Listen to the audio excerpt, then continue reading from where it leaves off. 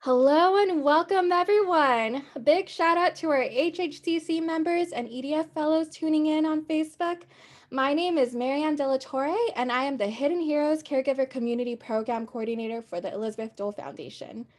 We are excited that you are able to join us for today's series, the Caregiver Community Connection, C3, presented by the Elizabeth Dole Foundation and powered by our partners at Wounded Warrior Project. We're also very pleased to have the U.S. Department of Veteran Affairs join us as partners for the series as well. For today's C3 episode, we are pleased to feature Jeff Gottesfeld, children's author, novelist, writer, and playwright, reading his work, 21 Steps, Guarding the Tomb of the Unknown Soldier. This C3 episode is part of launching our Hidden Helper series for military caregiver children, otherwise known as Hidden Helpers. I myself am a Hidden Helper, as a daughter and caregiver to a Navy veteran. So this is extremely meaningful for me, as I'm ecstatic for this series and having Jeff here. Before we get started, I want to mention to all attendees that this session is recorded and will be available in the Guides tab on HHCC or on our website. Also, we would love to hear suggestions on future topics to discuss and speakers to feature. If you have any ideas, please send them to us via email at events@elizabethdolefoundation.org. With all of that said, we will take questions towards the end. Today's moderator, Lauren, will be hanging out in the chat box on Zoom and on Facebook. Be sure to submit any questions using the Q&A box located in the Zoom control panel. We will be taking notes of all the questions to get them answered live during our Q&A. And today we will be selecting 5 Hidden Helper winners from our meeting to enter into a drawing. So please engage with us in the chat, and today's winners will receive free special prizes, which are signed books from Jeff himself. And we have 2 of those books in a special pair. Today's C3 features also include closed captioning. So if you would like to disable it, go to the live transcript button in the control panel and click disable auto transcription. It can be disabled at any time during the meeting. Now, without further ado, hope you have your little ones and a cup of hot chocolate, and please join me in welcoming Jeff as we get started. So Jeff, on to you. So excited to have you here, and thank you so much for being here. Oh my gosh, I've been looking forward to this since we first started talking about it in the late spring. And so here we are in November, heading into Veterans Day, and it's beautiful really to be with you. And an honor to be talking about this book. I've written a lot of different kinds of things in my career. I wrote a movie that got made. I've written for 4 television shows, including The Young and the Restless. I've written teen fiction. I've written some fiction for adults. I've written for little kids, but nothing that I've ever done has been as important to me as this book, 21 Steps, Guarding the Tomb of the Unknown Soldier. In some ways, I'm an unlikely person to write this book.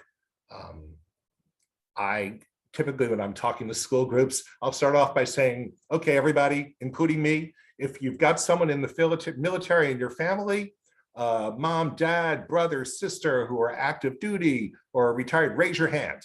And depending on where I am, bunch of hands, my hand never goes in the air because I was never in the military.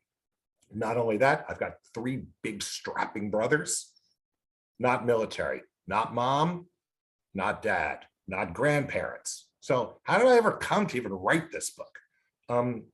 2 answers to that question. The first answer is that at this point in my life, I believe that the United States military is one of the greatest forces for good the planet has ever known, and it might be the greatest force. Secondly, I was in the Los Angeles National Cemetery. I go to national cemeteries on Memorial Day now. I've been doing it for 20 years. I was in the Los Angeles National Cemetery in 2016 with my wife and my stepdaughter, and we go for Memorial Day, no matter where I live. I've done it in Nashville, Salt Lake City, there, and we're walking around the headstones, and I look down and I see one that says unknown. It's like, whoa, I didn't know they had unknown soldiers in this cemetery. And then I saw another one, and I stopped, and I remembered going to the tomb of the unknown soldier in Washington, D.C. when I was a teenager, and being transfixed by what was in front of me, the tomb and the tomb guards. And there I was in 2016. I'm like, I don't know anything about this. And I was an American Studies major in college. How can I not know where this tomb, when the tomb was built, who's there, how do you become a tomb guard? Is it just one war? And I was like, you know what? I'm going to do this story, and I'm going to do it for kids. So let me read it to you, and then you can tell me whether I got this right or not. I'm sure you'll get this right. And I'm going to go off the screen and let Jeb have the spotlight, everyone. Okay, fantastic. Let's do this from the beginning. And here we go. So that's the cover, 21 Steps, Guarding the Tomb of the Unknown Soldier. I wrote it. And Matt Tavares, who's an amazing artist, and we can talk about Matt a little bit later, did the illustrations. So the book starts with a poem that I did not write. This poem was left at the quarters for the tomb guards outside the door on a morning in 1971. No one knows who wrote it. It was signed simply with the name Simon. Simon, the first name, could be a last name. Male, female, white, African-American, Latino, Asian, Christian, Jew. Nobody knows, and it's beautiful for the Sentinel's Creed. Here's how it goes. My dedication to this sacred duty is total and wholehearted. In the responsibility bestowed on me, never will I falter. And with dignity and perseverance, my standard will remain perfection. Through the years of diligence and praise and the discomfort of the elements, I will walk my tour in humble reverence to the best of my ability. It is he who commands the respect I protect. His bravery that made us so proud. Surrounded by well-meaning crowds by day, alone in the thoughtful peace of night, this soldier will in honored glory rest under my eternal vigilance. That's the Sentinel's Creed. 21 steps.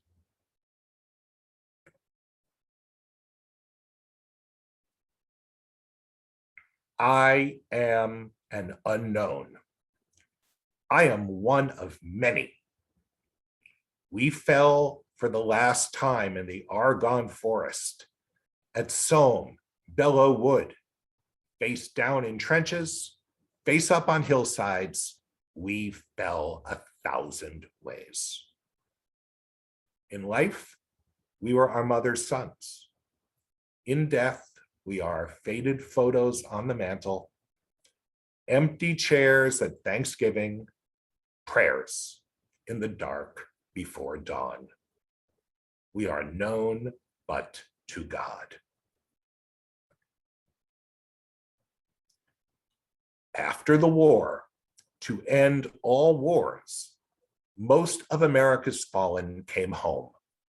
Their families could place flowers on their graves and pebbles on their headstones, but combat's vile fury left others nameless and faceless.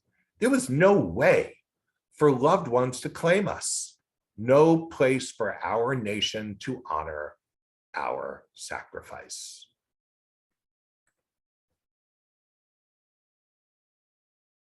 In 1921, one unknown returned to stand for all.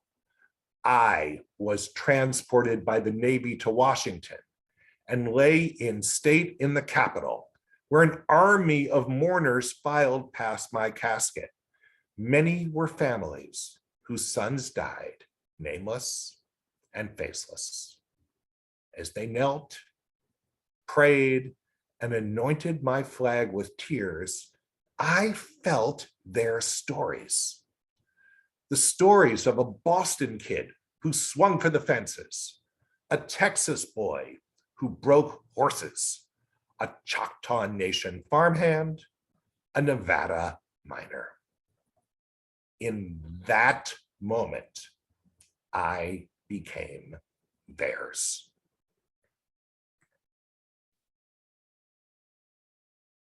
On the 11th day of the 11th month, at the 11th hour, a team of horses bore me to Arlington. Thousands packed the amphitheater. There were speeches, taps, and a 21-gun salute when I was laid to rest. As the day lengthened, those for whom I died lingered and drifted on the roiled waters of loss. I gave them peace.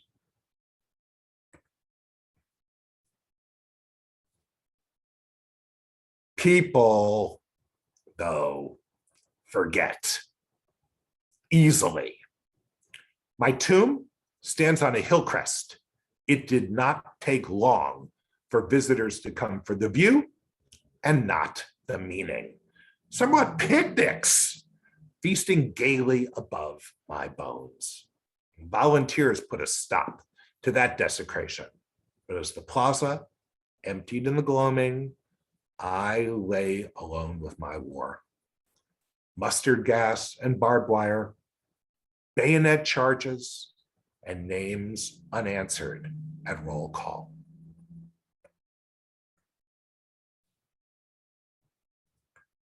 Late one half-moon night, I heard footsteps. The sharp click of heels. Silence. Another click. More silence. 21 footsteps. Click. 21 seconds of silence. Click. 21 seconds of silence.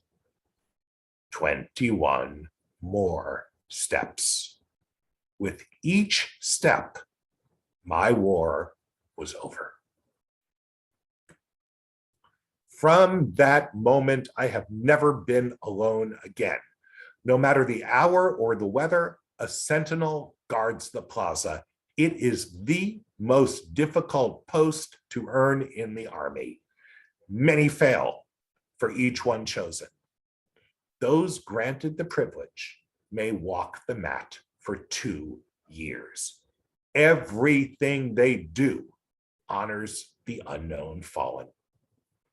They press their creases sharp as a razor, rehem their trousers so they lie just right, singe loose threads from their jacket's top stitching, space their medals down to 1/64th of an inch.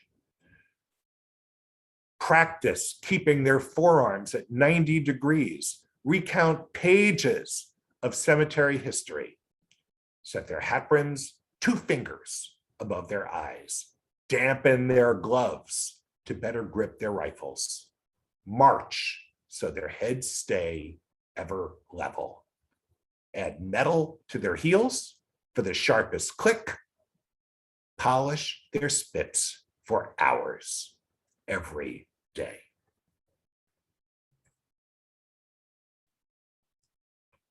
The tomb guards are men and women of every race, religion, and creed. Before joining the Army, they were students, mechanics, and supermarket baggers. They have names, families, and stories. Once on the mat, they are only Americans. Their standard is perfection. My guards were present when more unknowns came home, one from World War II and one from Korea. Then, years later, one from Vietnam. They lay in state in the capital as I did, where an army of mourners filed past the caskets. Many were families whose sons died, nameless and faceless. Mothers, fathers, sisters, and brothers knelt, prayed, and anointed the flags with tears. Their stories were different and the same. In time, through the wonder of science, the Vietnam unknown was named and returned to his family. His crypt is now empty. We who remain are never alone. Our guards keep faith.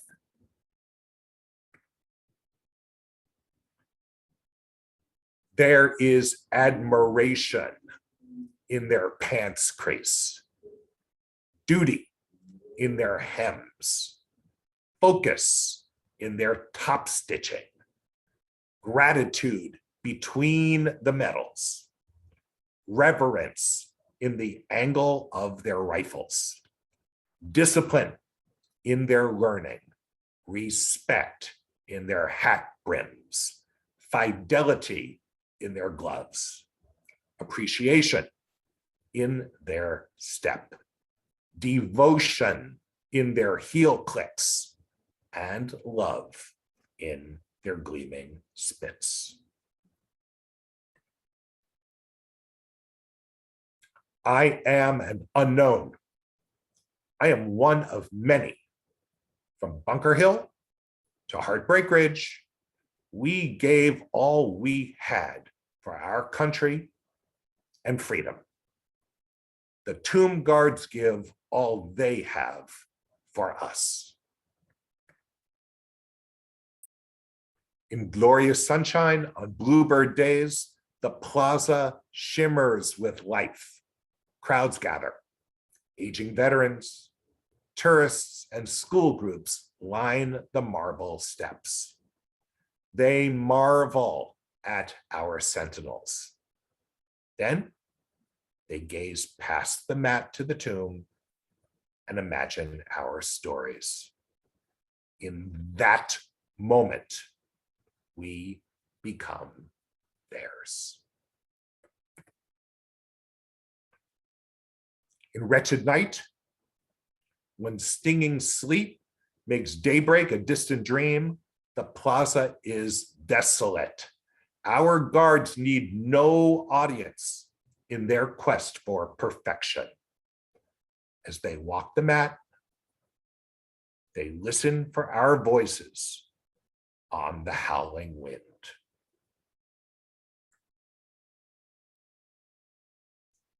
In snow, in rain, on days the birds don't dare to sing, 21, 21, 21. By day, by night, before many, few, or none, 21, 21, 21. Guard our perfect rest.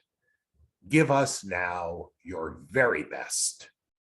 21, 21, 21, 21.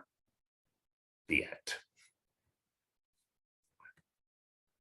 And a couple of pictures to show you, and then Mary and I are going to have a conversation. On the right, that's me with my book standing by the headstone at Los Angeles National Cemetery, where I got the idea to write this book, right there, that spot. And then on the left, last July, I was lucky enough to visit the tomb guard quarters and was inside and got to meet some of these amazing young men and women. Standing to the left of me is a young man who had just passed his first test. There's like 3 major tests. So he was like now junior in training to become a tomb guard. And then on my right, that's Sergeant First Class Chelsea Porterfield. And she and I are going to be doing a program together on Wednesday afternoon at the National Archives. On the far right is a tomb guard who in exactly 3 minutes was about to go out that door for his shift on the mat when the clock chimed the first note of 12. Okay. Hi, so that was fun. Thank you so much, Jeff. It was a beautiful, empowering, powerful narrative that you wrote and shared with us. And I know that a lot of us, especially our hidden helpers, are feeling a very sentimental way and have so many questions. So with that, we will proceed into our Q&A, and we did have several questions from our audience. And so the first question that we have is, what inspired you to write this book and choose a tomb guard as the main character?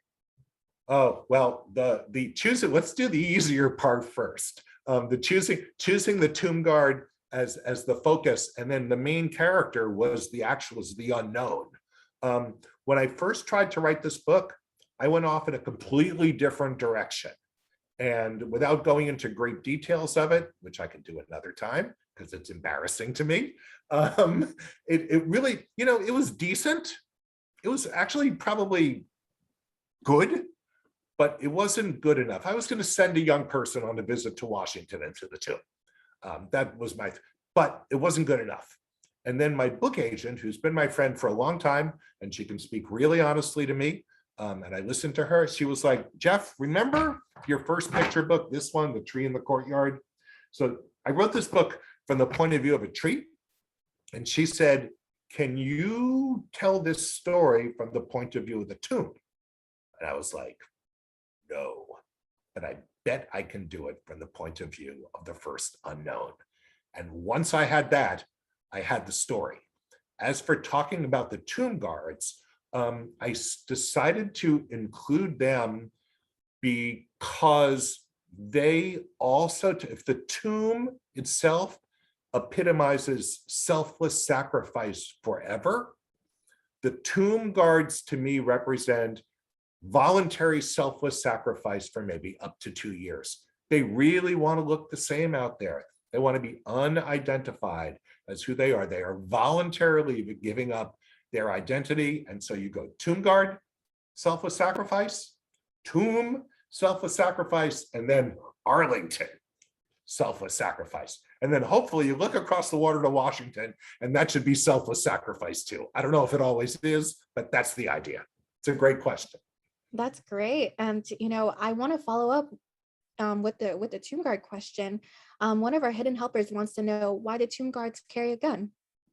Oh, they carry guns because they are actually guards out there. There are guns with bayonets, and they don't talk a great deal about the guard training that they do, but they are there to maintain order, God forbid, if something minor happens or if something major happens. For example, you go to the tomb and you start talking to a friend loud enough for a tomb guard to hear, they will step off the mat and they will say, it is requested that everyone maintain an atmosphere of honor and respect. And you know what? You only get chided by a tomb guard once in your life. You'll never do it again. But in case of trouble, that tomb is very well guarded, and they are a part of that. Right, and they keep that stoic expression. Yeah, they keep that stoic expression to really pay those respects to the our service members that have passed on in the cemeteries. Okay, great. And then, we have so many questions from our audience. Just bring them. I'm here. Use the number 21 often. So where did 21 come from?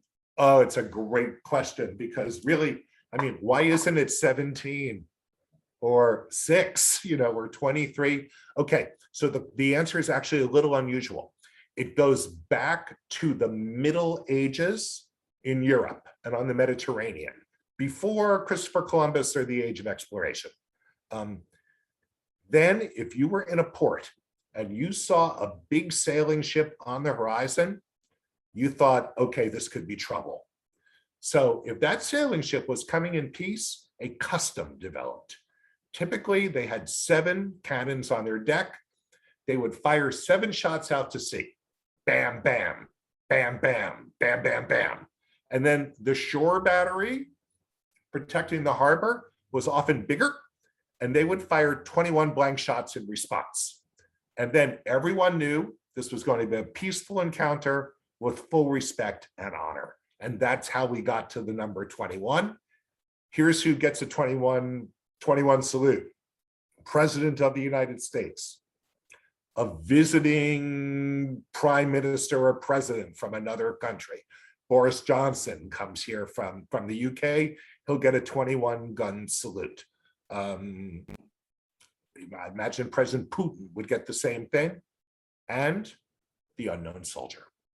It's a powerful and symbolic, Really symbolic. mhm. And with that, I really want to go into the numbers, because you actually use the number 11 several times. And one of our hidden helpers wants to know why the 11th month, 11th day, and 11th hour.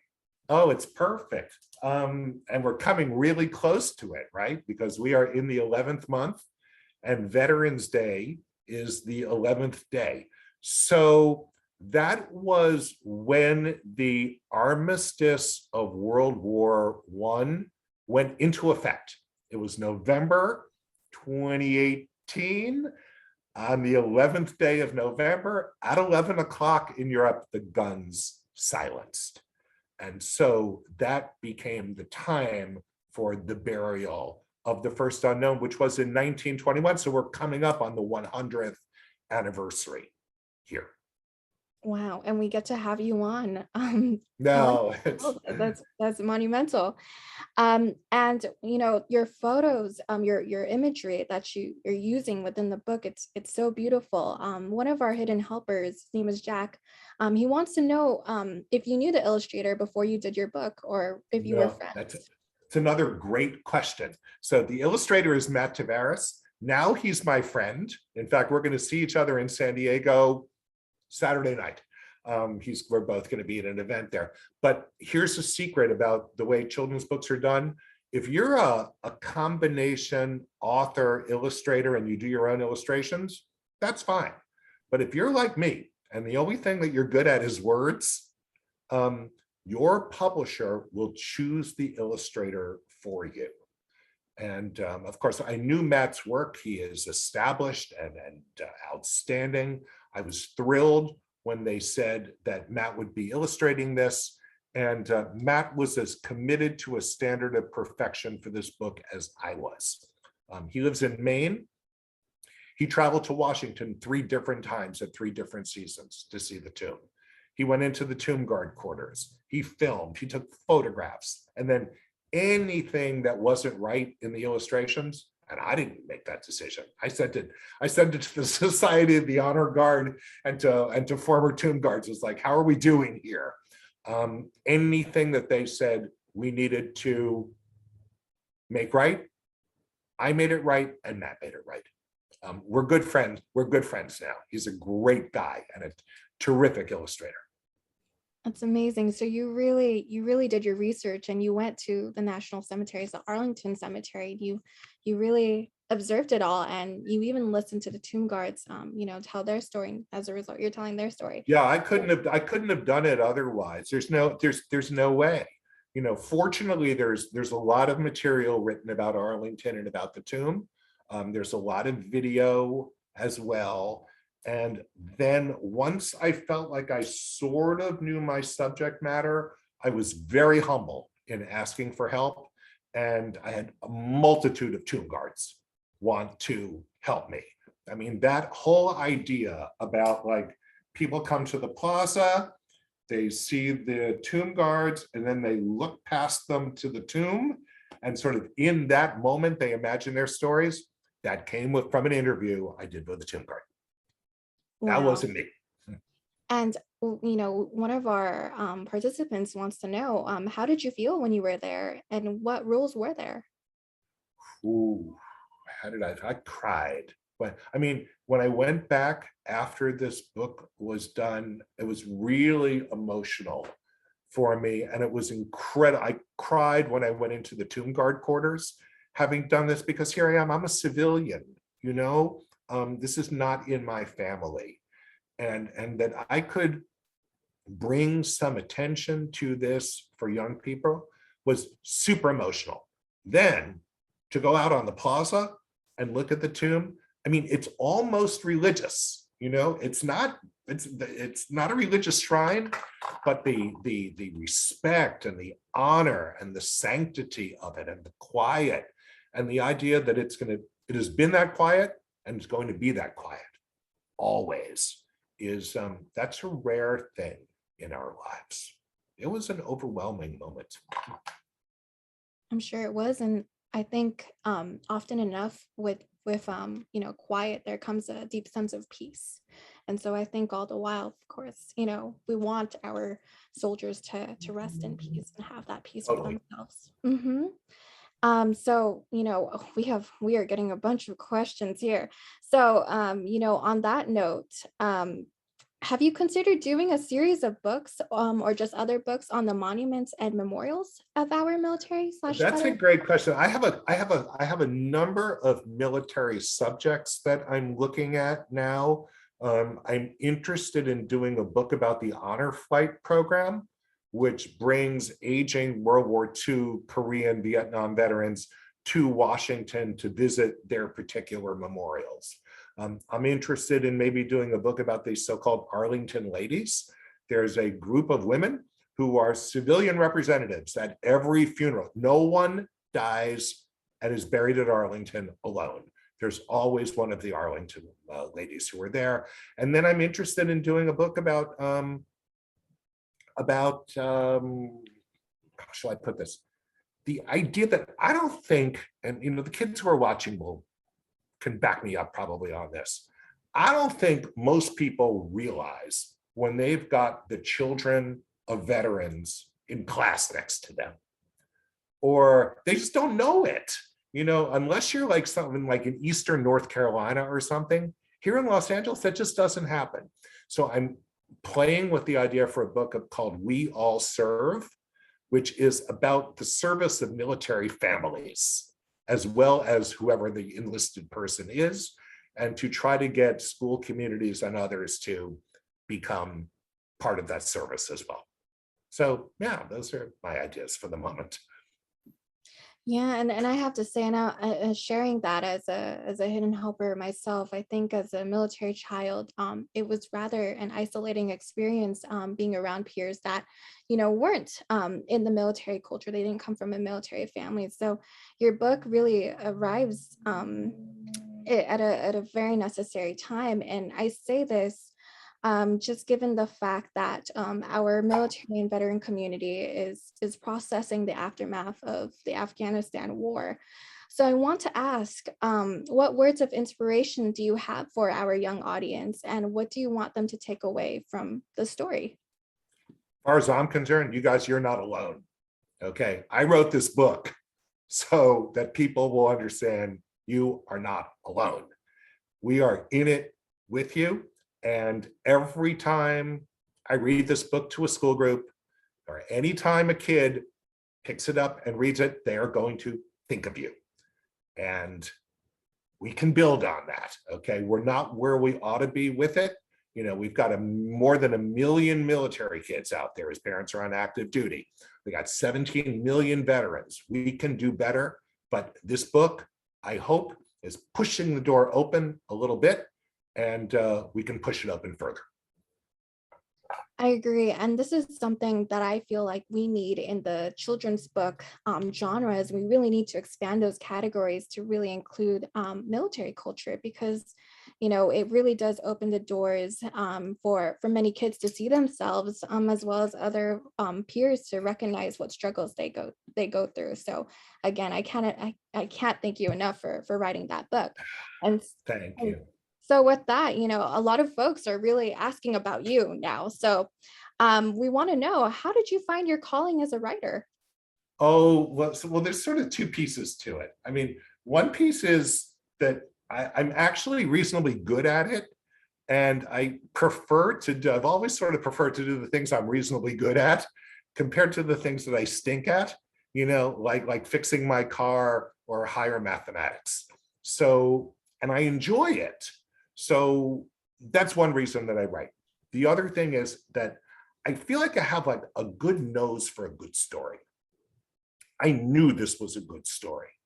And by finding the right story and telling it, I know that I can change people's hearts. So what better way to make a life for yourself? I mean, I'm not going to get rich doing this. I live in a 1-bedroom apartment and I drive a 2010 Subaru Forester, but that's not why I'm doing this. I'm doing this for evenings like tonight.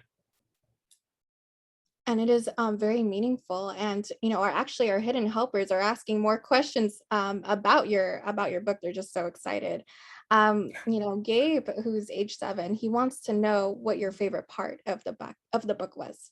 Oh, that's a great question. So it changes day to day.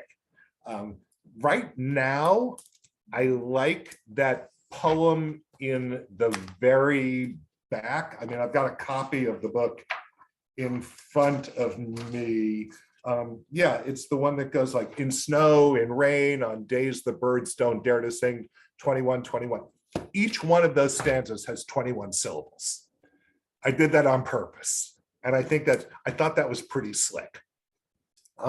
Another favorite part that I've had was that section about there being like the connection of the value to a part of tomb guard duty, reverence in the angle of a rifle, right? And gratitude between the metals, because those values are all super important to me. They don't get talked about enough. And it is true. I mean, the tomb guards, they seem so stoic out there, but each one of those steps signifies what I would call a tomb guard value. And they are rare values that, unfortunately, I don't think we talk about enough these days. So that's a great question. No one's ever asked me that before. Yes, and honestly, what made you want to incorporate poetry into the story? Well, there's that epitaph on the tomb. It's, on the tomb itself, which is, "Here rests in honor and glory an American soldier known but to God." So that to me felt like a line of poetry. And if tomb guards are out there at night, and they told me this, their favorite time to be out there generally is the worst possible weather. If it's 2:00 in the morning and raining cats and dogs, or the wind is blowing, or it's snowing sideways, that's when they're out there and they listen for the unknowns. And I don't know, my gut was just telling me the unknowns would speak to them in poetry. No, that's powerful. And I'll say that I'm deeply terrified of ghosts. So I have to say that's why tomb guards carry that same bravery. I don't know if folks in the audience, feel free to comment in the chat if No. you yourself are scared of ghosts, but that just says that's extremely powerful, that it is poetry that the spirits are singing towards the tomb guards. And so, we continue to get a lot of questions. I'll stay as long as you'd like me. Okay. So we actually have one of our hidden helpers, named Ziani. They ask, if you could describe the book in one word, what would it be?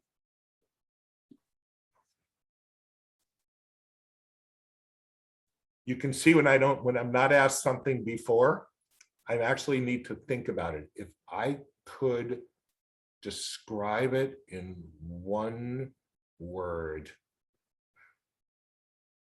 respectful. The book. I would say respect. Everything in this book is done with complete respect and with a degree of humility, because again, this is not my world.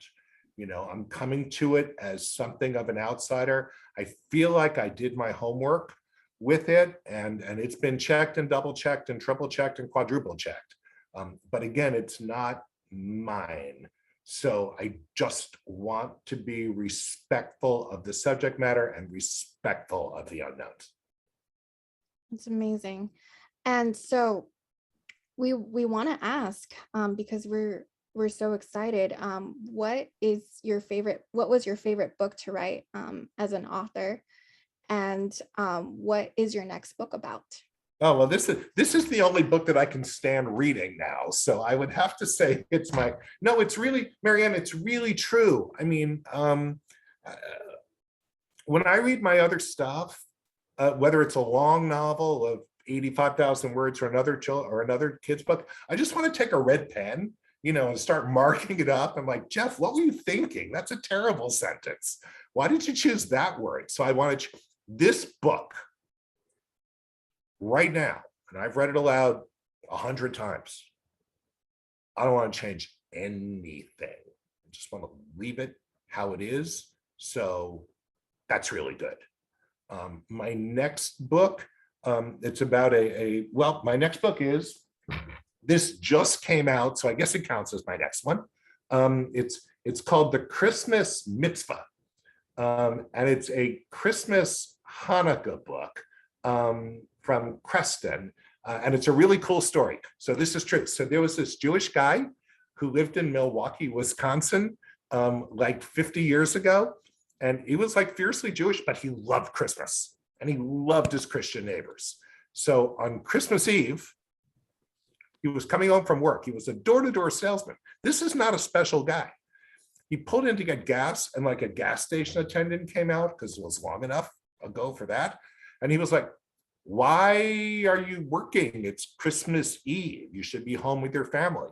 And the gas station attendant said, "Oh, I can't be with them tonight. My boss is making me work. I won't get home until morning." Al Rosen was so unhappy. He went home. He called a radio station.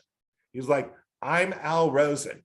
I'm Jewish. And if you are Christian and you want to be with your family tonight, I will do your job for nothing."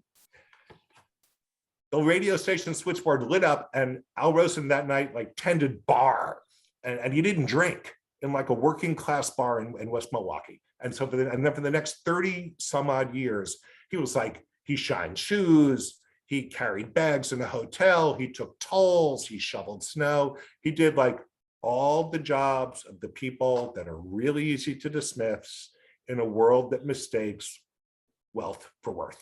And that's what this book is about. It's like it's pro-Jewish, it's pro-Christian, it's pro-God, it's pro doing mitzvot, which are good deeds that God wants you to do. That's the next one.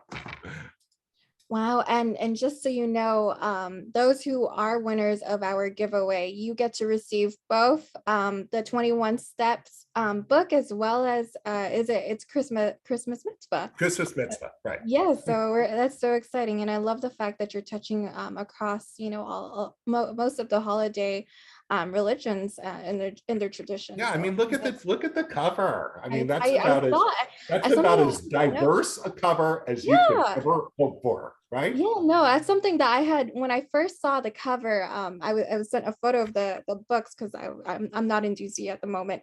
Right. I was like, wow, this is an extremely diverse cover, and it's nice to see yourself in the book. And so I think that's amazing.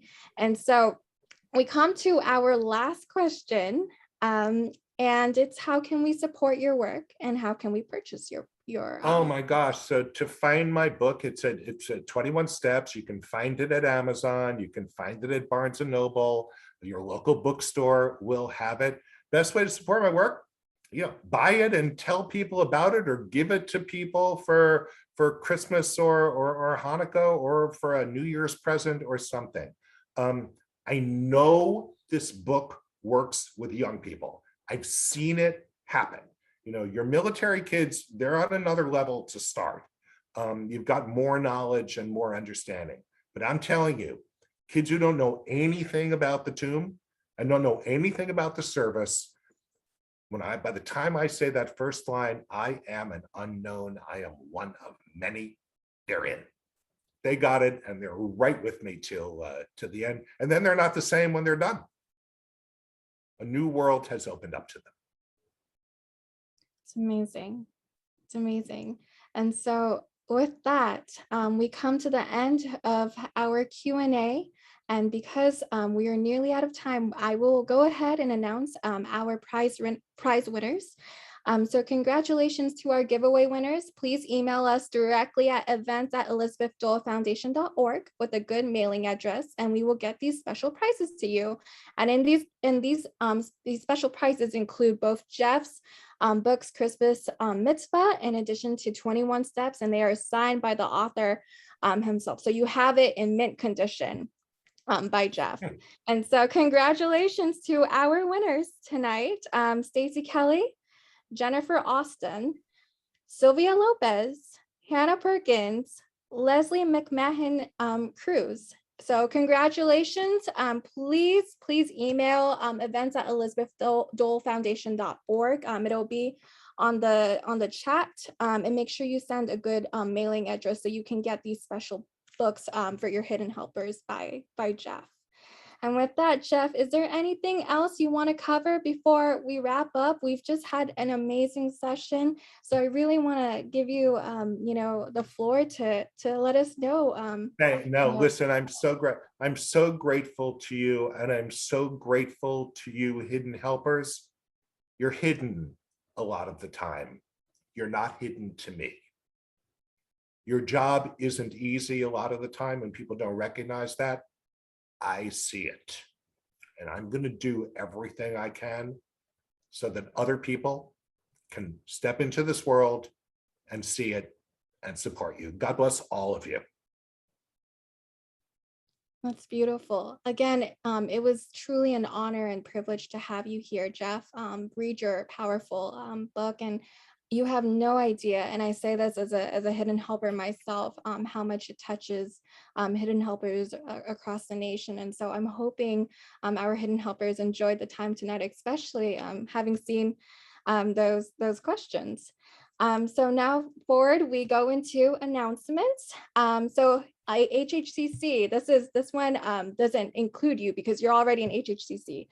So for those who are not registered with HHCC, which is our Hidden Heroes Caregiver online community, we encourage you to join our Facebook group for updates. Our group is an inclusive community for military and veteran caregivers of all service eras. So if you care for a wounded, ill, or injured service member or veteran, we would love to welcome you into our community. Please visit hiddenheroes.org/register to get started.